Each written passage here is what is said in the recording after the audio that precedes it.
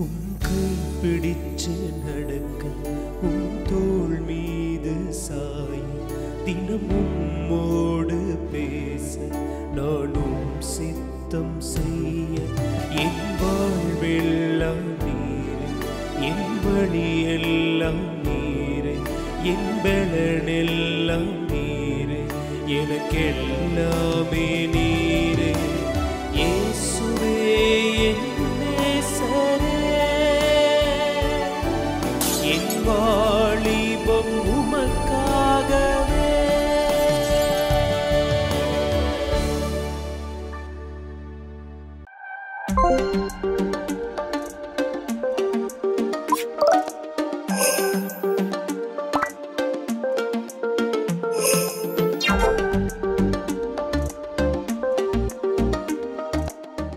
Missionary இயக்கம் சார்பாக நடத்தும் இந்த கண்மணியை கேள் என்ற வாலிப பெண் பிள்ளைகளுக்கான சிறப்பு நிகழ்ச்சியில கண்மணிகளை பாக்குறதுக்கு ஆண்டவர் கொடுத்த கிருபைக்காக நன்றி சொல்றேன். எல்லாரும் சந்தோஷமா இருக்கீங்கன்னு நம்புறேன். கண்மணி பிள்ளைகளே, ஆண்டவர் உங்களை ஒவ்வொருத்தரையும் பெயர் சொல்லி அழைச்சிருக்கிறாரு. உங்களை ஒவ்வொருத்தரையும் ரொம்ப நேசிக்கிறாரு.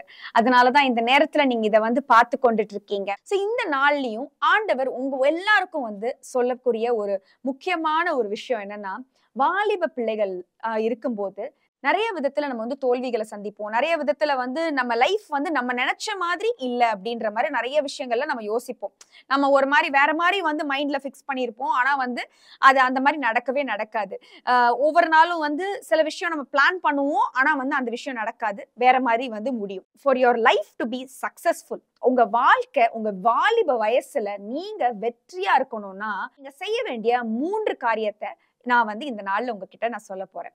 ஏன்னா இந்த செய்திக்குள்ள போறதுக்கு முன்னாடி நான் என்ன சொல்ல விரும்புறேன்னா, ஒரு மனுஷனுடைய லைஃப் ஸ்பேன் அப்படின்னு பார்க்கும்போது அந்த வாழ்க்கையில முக்கியமான ஒரு பகுதி அப்படின்ட்டு சொல்லணும்னா உங்களுடைய வாலிப வயசு தான் ரொம்ப ரொம்ப முக்கியமான பகுதி. It is like the foundation towards your life. உங்களுடைய முழு வாழ்க்கைக்கே உரிய அஸ்திபாரம் தான் இந்த வாலிப பருவம். ஏன்னா இதுலதான் நீங்க நிறைய முக்கியமான முடிவுகள் எடுப்பீங்க. lot of important decisions like என்ன காலேஜ் கோர்ஸ் படிக்கிறது, என்ன படிப்பு எடுக்கிறது, மேல் படிப்பு என்ன படிக்கிறது, எங்க போய் வேலைக்கு சேர்றது, இல்ல யார திருமணம் பண்றது, இந்த மாதிரி இம்பார்ட்டன்ட் லைஃப் டிசிஷன்ஸ் நீங்க இதுலதான் எடுப்பீங்க. சோ அதனால இந்த வாலிப வயசுல நம்ம எடுக்கிற முக்கியமான டிசிப்ளினரி மூவ்ஸ் ஆர் டிசிஷன்ஸை பத்தி தான் நான் இன்னைக்கு உங்ககிட்ட ஷேர் பண்ண போறேன். 3 P's towards a successful youth life. 3 P, ஆங்கில எழுத்துல உள்ள P, towards a successful life. முதலாவதாக ஒரு பர்பஸ் ட்ரிவன் லைஃப் இருக்கணும். அதாவது ஒரு நோக்கம் உள்ள ஒரு வாழ்க்கை இருக்கணும், பர்பஸ் இருக்கணும். நம்ம எல்லாரும் இந்த வயசுல ஏதோ ஒரு விஷயம் பண்ணிட்டு இருப்பீங்க. நீங்க ஒரு படிப்புல படிச்சுட்டு இருப்பீங்க, ஸ்கூல்லயோ இல்ல காலேஜ்லயோ, இல்ல ஒரு வேலையில நீங்க சேர்ந்திருப்பீங்க. இல்ல ஒரு சில பிள்ளைகள் மேல் படிப்புக்காக ஆயத்தப்படுத்திட்டு இருப்பீங்க. சோ இந்த நாள்ல நான் உங்ககிட்ட ஒரு கேள்வி கேட்கிறேன். why ஏன் நீங்க செய்யறது அப்படின்றத நீங்க தெரிஞ்சுக்கணும். you should know why you're doing what you're doing. நீங்க ஏன் ஒரு விஷயத்தை நீங்க செய்றீங்கன்றத தெரிஞ்சுக்கணும். இப்போ இந்த உலகத்துல எல்லாத்துக்குமே ஒரு நோக்கம் இருக்குது, ஒரு பர்பஸ் இருக்குது.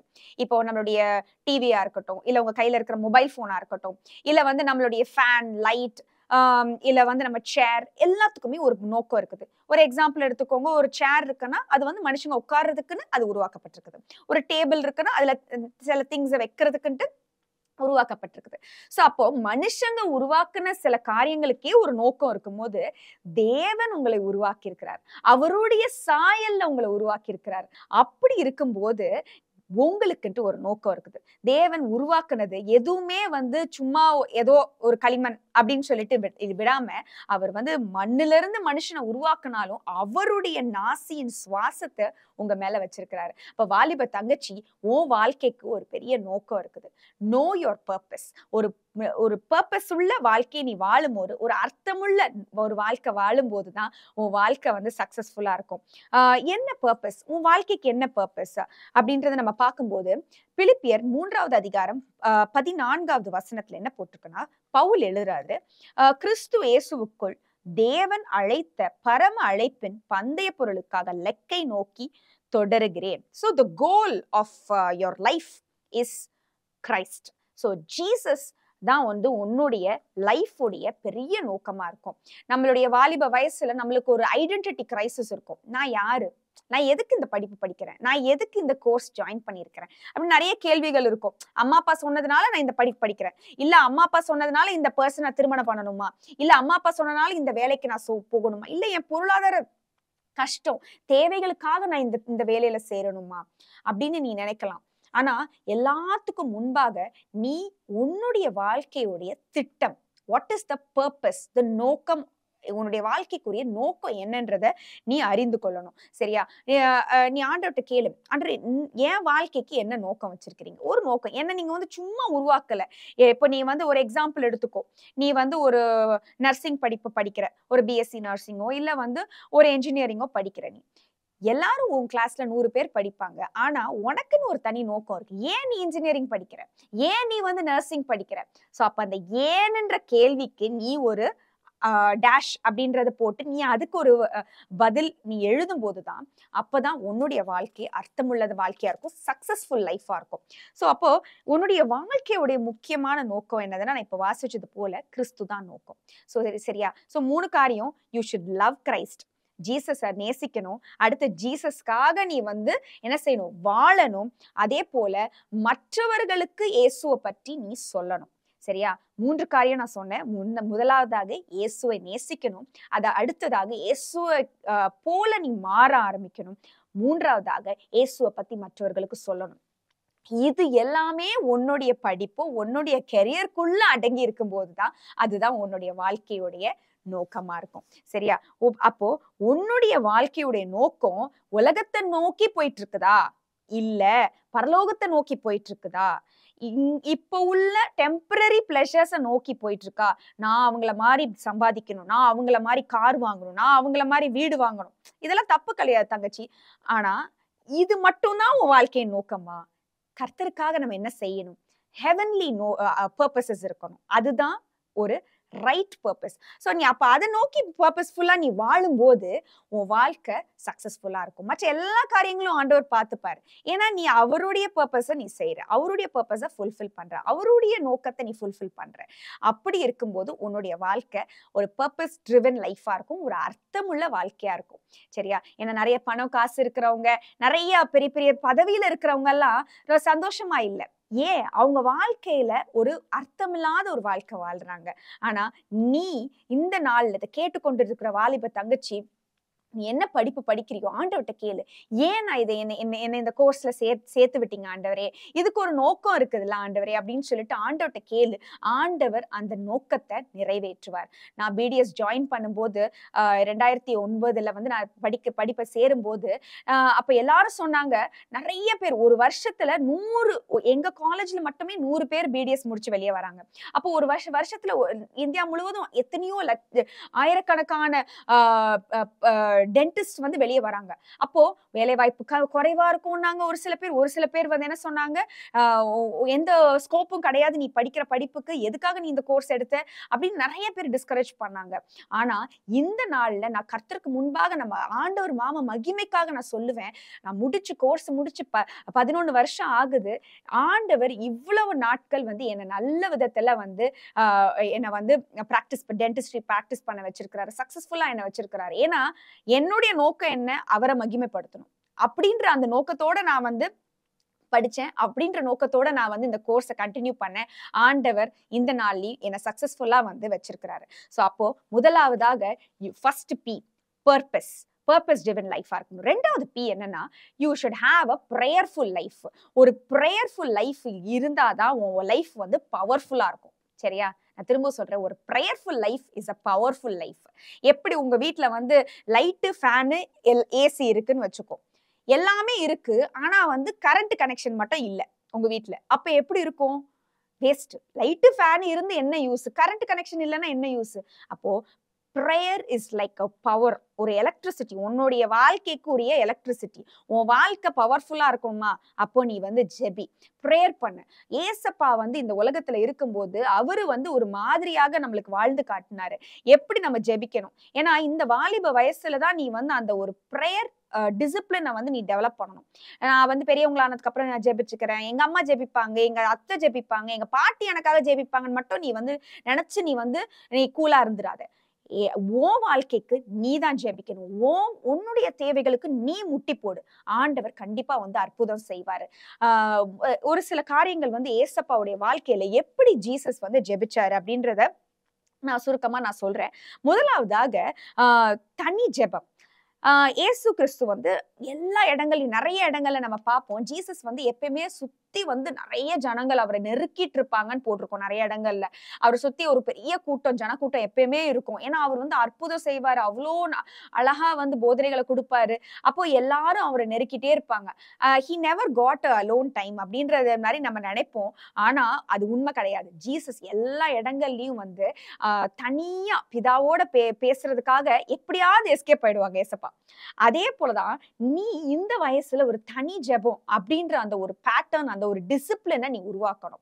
எப்படி நீ வந்து தனியா சில காரியங்களை நம்ம செய்யணும் அப்படின்னு நம்ம நினைக்கிறோம்ல, நம்மளுடைய லைஃப்ல சில டிசிஷன்ஸ் எடுக்கணும், நம்மள சில விஷயங்களை பண்ணணும்னு நினைக்கிறோம்ல, அதே போல பர்சனலா நீ ஜீசஸோட ஒரு ரிலேஷன்ஷிப் வச்சிருக்கணும்.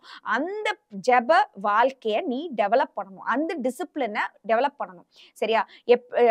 அப்ப அது எப்படி சில காரியங்கள் நம்ம அதுக்கு முன்னாடி மத்தேயு 6வது அதிகாரம் 6வது வசனம், எப்படி நம்ம தனி ஜெபம் செய்யணும்னு ஏசப்பா சொல்றாரு. நீயோ ஜெபம் பண்ணும்போது உன் அறை வீட்டிற்குள் பிரவேசித்து உன் கதவை பூட்டி அந்தரங்கத்தில் இருக்கிற பிதாவை நோக்கி ஜெபம் பண்ணு. அப்பொழுது அந்தரங்கத்தில் பார்க்கிற உன் பிதா வெளியரங்கமாய் உனக்கு பலனளிப்பார். சரியா? அப்போ ப்ரே இன் சீக்ரெட், ப்ரே சின்சியர்லி. சரியா? கன்சிஸ்டன்டா தனி ஜெபம் வந்து ரொம்ப ரொம்ப முக்கியம். ஒரு சில விஷயங்கள் சொல்றேன். முதலாவதாக ஒரு பர்டிகுலர் டைம் ஒன்று செட் பண்ணிக்கோ. இந்த நேரத்துக்கு நான் வந்து ஜெபிக்க போறேன் அப்படின்னு ஒரு டிசிஷன் எடு. சில நேரம் நீ யோசிக்கலாம், நான் இப்ப சொல்லும் போது நான் நிறைய தடவை எடுத்துட்டேன்க்கா, ஆனா வந்து நான் என்னால அதை கடைபிடிக்க முடியல, நான் வந்து கிவ் அப் பண்ணிட்டேன் அப்படின்னு நினைக்கலாம். அப்படிலாம் நம்ம கிவ் அப் மட்டும் பண்ணாத. 3வது நாள் நீ வந்து அது செய்யலனாலும் 4வது நாள் திரும்பவும் செய். சரியா? விட்டு கொடுத்துடாது. Don't give up. சரியா? அந்த ப்ரேயர் பேட்டர்ன் மட்டும் நீ கண்டினியூ பண்ணிக்கிட்டே இரு. இந்த ஏஜ்ல அந்த ஒரு பழக்கத்தை நீ வந்து உண்டாக்கு. ஆண்டவர் கண்டிப்பா உன் வாழ்க்கையை ஆசீர்வதிப்பார். உன் வாழ்க்கை வெற்றியா இருக்கணும்னா நீ கண்டிப்பா இந்த விஷயத்த செய்யணும். ஃபர்ஸ்ட் செட் அ டைம். ஒரு டைம், இப்ப மார்னிங் டைம்னா வந்து ஆக்சுவலா பைபிள்ல வந்து பைபிள் படி நம்ம வந்து வாசிக்கும் போது நம்ம பார்க்கும்போது அதிகாலையில எழுந்துதான் நம்ம ஜெபிக்கிறது ரொம்ப ரொம்ப முக்கியம். ஆனா சில பிள்ளைகள் வந்து நைட் டியூட்டி பார்ப்பீங்க, நிறைய நைட் ஷிஃப்ட் பண்ணுவீங்க. ஸோ அந்த மாதிரி சிச்சுவேஷன்ஸ்ல மட்டும் நீ வந்து நைட் ஜெபம் பண்ணலாம். ஆனா அதிகாலை ஜெபம் இஸ் வெரி வெரி இம்பார்ட்டன்ட், ரொம்ப ரொம்ப முக்கியமானது. 2வதாக ஒரு இடத்தை நீ வந்து ஆயத்தப்படுத்திக்கோ. உனக்குன்ட்டு ஒரு தனி இடம், உனக்குன்னு தனி அறை உங்க வீட்டுல இல்லைனாலும் ஒரு மொட்டை மாடி இருக்கும், இல்ல ஒரு பால்கனி இருக்கும், இல்ல ஒரு சின்ன ஒரு ஸ்டோர் ரூம் மாதிரி ஒரு இடம் இருக்கும் உங்க வீட்டுல. நீ யோசி, இதை கேட்கும் போதே நீ யோசி, உங்க வீட்டுல எந்த இடத்துல கரெக்டா இருக்கும் ஜெபிக்கிறதுக்கு அப்படின்றத நீ யோசி. எங்க வீட்டுல வந்து ஒரு மொட்டை மாடி இருந்துச்சு, எனக்குன்னு தனி ரூம் இல்ல அந்த காலத்துல.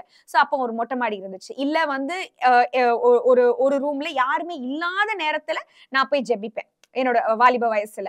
அப்ப என் பேரண்ட்ஸ் எல்லாம் வந்து அந்த டைம்ல ஏதோ வேலைக்கு போயிருக்கும் போது, வேலையில இருக்கும்போது நான் என்ன செய்வேன், அந்த நேரத்துல அந்த ரூம்குள்ள போய் நான் ஜெபிப்பேன். சோ இந்த மாதிரி நீ உன்னுடைய வாழ்க்கையில ஒரு தனி ஜெபத்துக்குன்னு ஒரு நேரத்தை வந்து நீ ஆயத்தப்படுத்தணும். அதே போல ஒரு இடத்தை ஆயத்தப்படுத்தணும். சரியா? அப்போ அதே போல அதிகாலையில எழுந்து நீ ஜெபிக்கணும். இந்த வயசுலயே நீ அந்த விஷயத்த நீ வந்து ஆரம்பிக்கும் போது கண்டிப்பா உன்னுடைய எதிர்காலம் ஆசீர்வாதமா இருக்கும். உன்னுடைய ரொட்டீன்ல நீ வந்து அதை வச்சுக்கோ. டெய்லி அலாம் வச்சிரு. ஒரு 5:30 மணிக்கோ, உன்னால எத்தனை மணிக்கு எந்திரிக்க முடியுமோ முதல் மணி நேரம் ஆண்டவர் கொடுத்துரு, ஏசப்பாக்கு கொடுத்துரு. சரியா? அடுத்து வருகிற நேரங்களை, அடுத்தடுத்த காரியங்கள், உனக்கு நிறைய அசைன்மெண்ட்ஸ் இருக்கும், ஸ்கூல்ல காலேஜ்ல நிறைய ஒர்க் இருக்கும், ப்ராஜெக்ட் இருக்கும். இந்தந்த காரியங்களுக்கெல்லாம் நீ வந்து நேரத்தை செலவழிக்கலாம். First hour is for Jesus. அதுக்கப்புறம் ப்ரே பண்ணும்போது எப்படி ப்ரே பண்ணணும்க்கா? எப்படி பிரேயர்னா என்னது அப்படின்னு ஒரு சில பேர் கேட்கலாம். ஜெபம்ன்றது என்னது? It is a connection with God, talking with God. ஆண்டவரோட நீ பேசுறது, ஆண்டவர் உன் கூட பேசுறது. சரியா? ப்ரேன்றது அந்த வார்த்தையுடைய விரிவாக்கத்தை வச்சே நம்ம வந்து ப்ரே பண்ணலாம். PRAY. பீனா என்னதுன்னா பிரேஸ், துதி. சரியா? ஃபர்ஸ்ட் ஒரு 10 நிமிஷம் ஜஸ்ட் பிரேஸ் பண்ணு. உனக்கு எப்படி பிரேஸ் பண்ணும் தெரியலன்னா ஏதாவது 2 பாட்டு, ஃபாதர் பாட்டு, ஏதாவது ஒரு 2 பாட்டு, எனி சாங், உனக்கு தெரிஞ்ச பாட்டை வந்து ஸ்தோத்திர பாட்டை பாடு. நன்றி சொல்லு, ஆண்டவருக்கு நன்றி சொல்லு. அதான் பிரேஸ். சரியா? 2வதாக ரிப்பெண்ட். ரிப்பெண்ட்னா வந்து பாவ மன்னிப்பு, பாவ அறிக்கையிடு. ரிப்பெண்ட் பண்ணு. ஆண்டவரே, நான் இந்த தவறுகள் செஞ்சுட்டேன், நேற்று தினத்துல இந்த மாதிரி கோபப்பட்டுட்டேன் அம்மாட்ட, நேற்று தினத்துல நான் கீழ்ப்படியாம இருந்துட்டேன் அப்படின்னு சொல்லிட்டு என்னென்ன பாவம் எல்லாம் நீ செஞ்சியோ ஆவியானவர் உனக்கு நினைவூட்டுவார். அதெல்லாம் நீ சொல்லு, ஆண்டவர்கிட்ட சொல்லி ரத்தத்தினால கழுவி நீ வந்து ரிப்பெண்ட் பண்ணு. அடுத்தது அடுத்து என்ன சொல்லணும்னா ஆஸ்க். சரியா? அதுக்கப்புறம் நீ வந்து ஆண்டவர்கிட்ட என்ன கேட்கணும்? என்னென்ன தேவைகள் இருக்கிறதோ அதெல்லாம் ஆண்டவர்கிட்ட கேளு. சரியா? அடுத்தது ஒய், ஈல்டு. கேட்டுட்டல, அடுத்தது என்ன செய்யணும்? ஆண்டவரே, எனக்கு இதுதான் வேணும், எனக்கு இப்பவே செய்யுங்கன்னு சொல்லக்கூடாது. ஈல்டு அப்படின்னா என்னன்னா ஆண்டவர்கிட்ட ஒப்பு கொடுத்துடணும், சரண்டர் பண்ணணும். சரியா? ஈல்டுனா விட்டு கொடுத்துரு. ஆண்டவரே, இதெல்லாம் என் தேவை, ஆண்டவரே இதெல்லாம் என் ஆசை, இதெல்லாம் என்னுடைய டிசையர், ஆனாலும் சித்தம் நடக்கட்டும், ஏன் சித்தம் இல்லை அப்படின்னு சொல்லிட்டு ஆண்டவர்கிட்ட ஒப்பு கொடுக்கணும். சோ அப்போ முதலாவதாக இப்ப நம்ம பார்த்தது என்னதுன்னா தனி ஜெபம். தனி ஜெபத்துல எவ்வளோ விஷயங்கள் அடங்கி இருக்குது. அட்லீஸ்ட் ஸ்டார்ட் ஸ்மால், கொஞ்சமா ஆரம்பி. ஒரு 10 நிமிஷம் ஜெபத்தோட ஆரம்பி. அடுத்து கொஞ்சம் கொஞ்சமா பில்டப் ஆகி 1 மணி நேரத்துக்கு நீ வந்து கொண்டு வாங்க. அப்படியே ஆண்டவர் வந்து உன்னை நடத்துவாரு. 2வதாக ஒரு சேர்ந்து ஜெபிக்கணும். அதுக்கு வந்து மத்தேயு 18வது அதிகாரம் 19வது வசனத்துல என்ன போட்டிருக்குதுன்னா, அல்லாமலும் உங்களில் 2 பேர் தாங்கள் வேண்டிக் கொள்ள போகிற எந்த காரியத்தை குறித்தாகலும் பூமியிலே ஒருமனப்பட்டிருந்தால் பரலோகத்தில் இருக்கிற என் பிதாவினால் அது அவர்களுக்கு உண்டாகும் என்று உங்களுக்கு சொல்லுகிறேன். சோ அப்ப அந்த ஒருமனப்பட்டு ஒன்னா சேர்ந்து ஜெபிக்கும் போது அதுல பெரிய வல்லமை இருக்கு, பதில் கிடைக்கும். அதுதான் வந்து ஏசப்பா சொல்றாரு. ப்ரேயர் பார்ட்னர்ஸ் நீ சூஸ் பண்ணுவோம். லைஃப்ல வந்து யார் உன்னுடைய ப்ரேயிங் ஃப்ரெண்ட்ஸ் இருக்காங்களா, உனக்கு ஜெபிக்கிற நண்பர்கள் இருக்கிறாங்களா? முக்கியமா ஜெபிக்கிற நண்பர்கள்னு சொல்லும் போது வாலிப தங்கச்சி, அது வந்து உன்னுடைய அதே சர்க்கிள்ல இருந்தா பெட்டர். லைக் ஆப்போசிட் செக்ஸா இருக்கக்கூடாது. ப்ரேயிங் ஃப்ரெண்ட்ஸ், இது சர்ச்ல இருக்கட்டும், இல்ல வந்து உன்னுடைய ஸ்கூலோ காலேஜ்லயே இருக்கட்டும், ஒரு கிறிஸ்தவ அக்காவோ இல்ல கிறிஸ்தவ ஃப்ரெண்ட்ஸ் கேர்ள்ஸா இருக்கிறது ரொம்ப ரொம்ப கரெக்ட். பாய்ஸ், கிறிஸ்தவ பாய்ஸ் கூட நீ வந்து ப்ரே பண்றது தவறு. ஏன்னா பிசாசு எப்படியாவது வந்து உன்னை வஞ்சிக்கணும்னு சொல்லிட்டு வருவான்.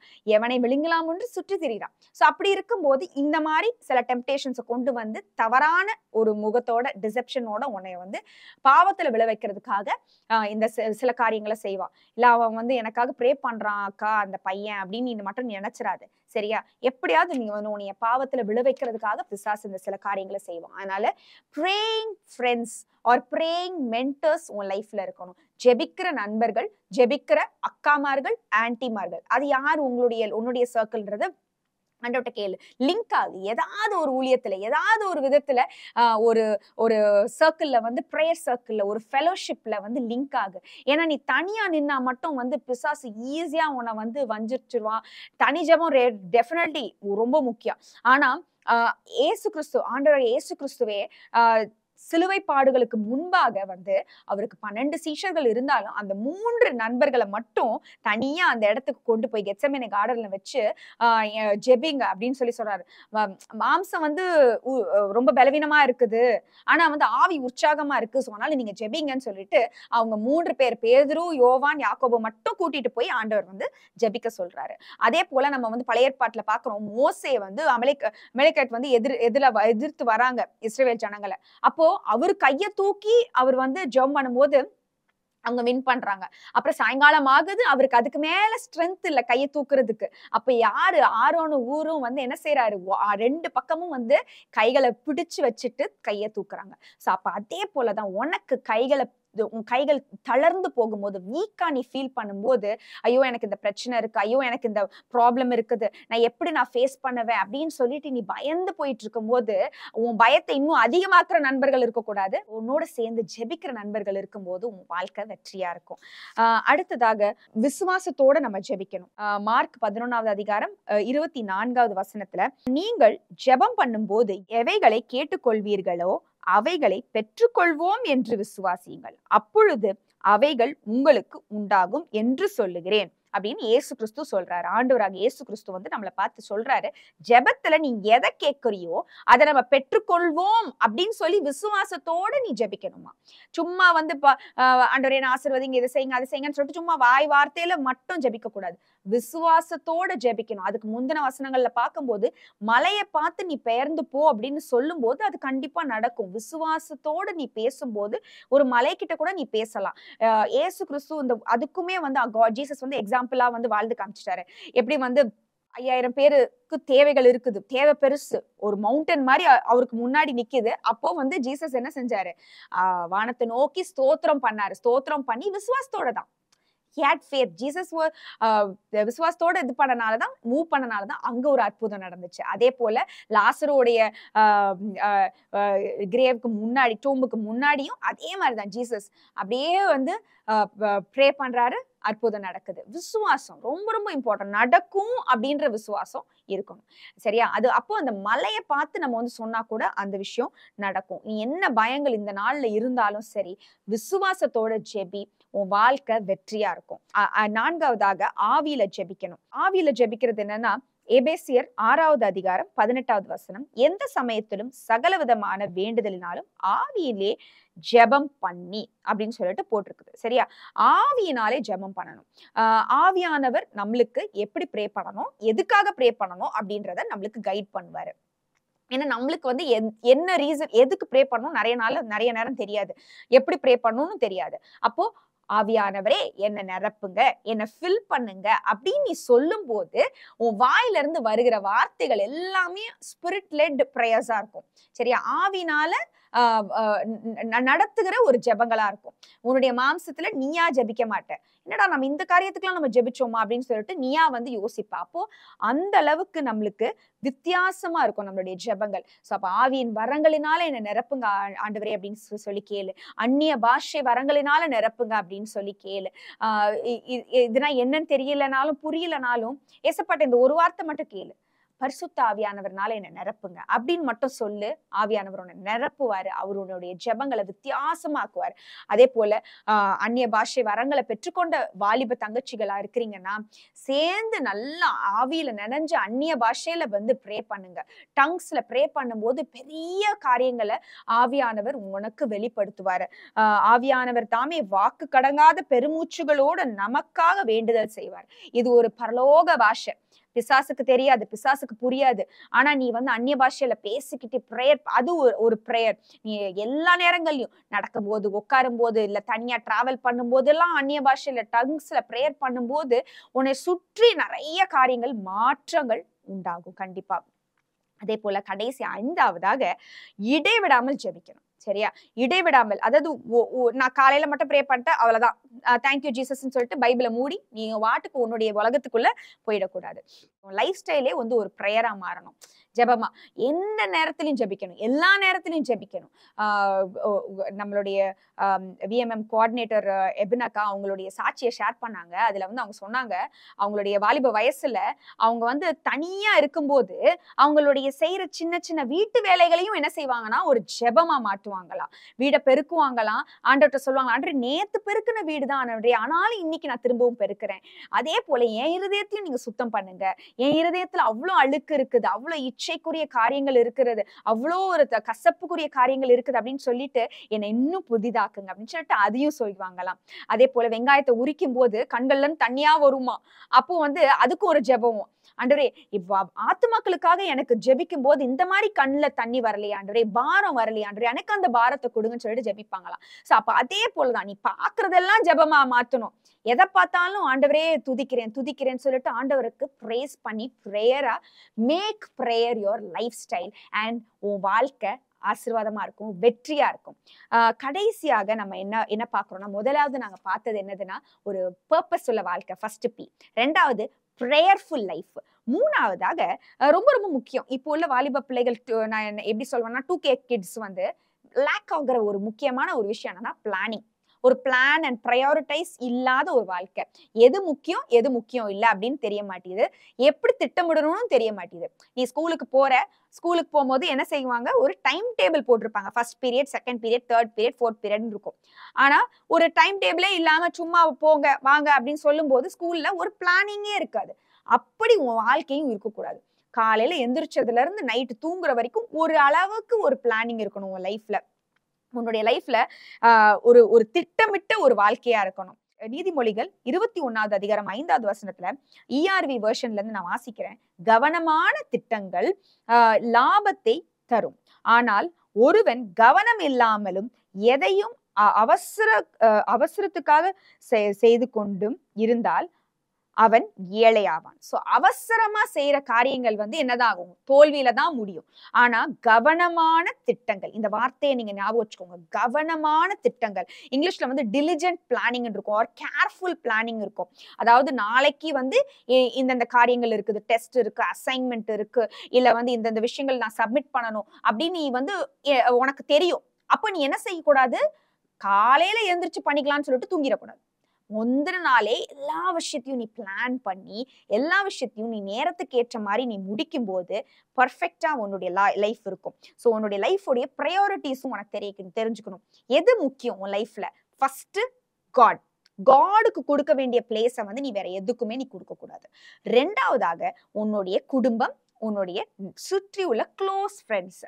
மூன்றாவதாக உன்னை பத்தி நீ பார்த்துக்கணும். இந்த 3 விஷயங்களும் நீ வந்து அடுத்தடுத்த லெவல்ல நீ வந்து ப்ரையாரிட்டைஸ் பண்ணும்போது உன் லைஃப் வந்து கரெக்டா இருக்கும். சரியா? நம்ம எல்லாரையும் மாத்தி பண்ணுவோம். ஃபர்ஸ்ட் நான் தான் முக்கியம் அப்படின்னு சொல்லிட்டு உனக்குன்னு உள்ள இதெல்லாம் இது பண்ணுவேன். இல்ல என் ஃப்ரெண்ட்ஸ் தான் முக்கியம்னு சொல்லிட்டு போயிடுவேன். கடவுளுக்கு கொடுக்க வேண்டிய நேரத்தை முதல் கொடு. அடுத்தது உன் குடும்பத்துக்கு கொடுக்க வேண்டிய நேரத்தை நீ அடுத்தது கொடு. அடுத்து உனக்குரிய நேரத்தை நீ கொடு. ஸோ காலையில எழுந்ததுல இருந்து நைட் தூங்குற வரைக்கும் நம்மளுடைய ப்ரையாரிட்டிஸ் ரொம்ப ரொம்ப முக்கியம். ஸோ இந்த நாள்ல நம்ம கற்றுக்கொண்ட மூன்று காரியங்கள், 3 P's to a successful youth life. முதலாவதாக பர்பஸ்ஃபுல் லைஃப், ரெண்டாவதாக ப்ரேயர்ஃபுல் லைஃப், மூணாவதாக பிளான்டு லைஃப். இப்படி ஒரு வாழ்க்கை இருக்கும்போது உன் வாலிபம் ஆசீர்வாதமா இருக்கும், உன்னுடைய எதிர்கால வாழ்க்கை வெற்றியா இருக்கும். கண்களை மூடி ஜெபிப்போம். அன்பின் ஆண்டவரே, இந்த நாளை கொடுத்ததுக்காக நன்றி. இந்த நாள்ல ஏசப்பா இந்த பார்த்து கொண்டிருக்கிற ஒவ்வொரு வாலிப பிள்ளைகளையும் உங்க கையில ஒப்பு கொடுக்கிற ஆண்டவரே. இந்த பிள்ளைகளுடைய வாழ்க்கை வெற்றியா இருக்கட்டும் ஆண்டவரே. ஜெப வாழ்க்கை வெற்றியா இருக்கட்டும் ஆண்டவரே. அவங்க வாழ்க்கைக்குரிய திட்டங்கள், அவங்க வாழ்க்கைக்குரிய நோக்கம் என்னன்றதை தெரிந்து அவர்கள் வாழ கிருபை கொடுங்க ஏசப்பா. ஆண்டவரே ஏசப்பா, அவங்க ஒவ்வொரு காரியங்களையும் திட்டமிட்டு எது முக்கியம் இல்லைன்றதை அவங்க தெரிந்து நடந்து கொள்ள கிருபை கொடுங்க ஏசப்பா. ஆண்டவரே, ஒவ்வொரு பிள்ளைகளுடைய தேவைகளை சந்திங்க. மனதளவுல என்னென்ன ஏக்கங்கள், என்னென்ன வாஞ்சைகள் இருந்தாலும் ஆண்டவரே எல்லாவற்றையும் நீர் நிறைவேற்றும் ஆண்டவரே. ஒவ்வொரு பிள்ளைகள் வாழ்க்கையிலும் எல்லாவற்றையும் அதினதின் காலத்தில் நேர்த்தியாய் நடத்தி கொடுங்க. எல்லாவற்றையும் உங்க கையில ஒப்பு கொடுக்கிறேன். இயேசு கிறிஸ்துவின் நாமத்தில் ஜெபிக்கிற நல்ல பிதாவே, ஆமென்.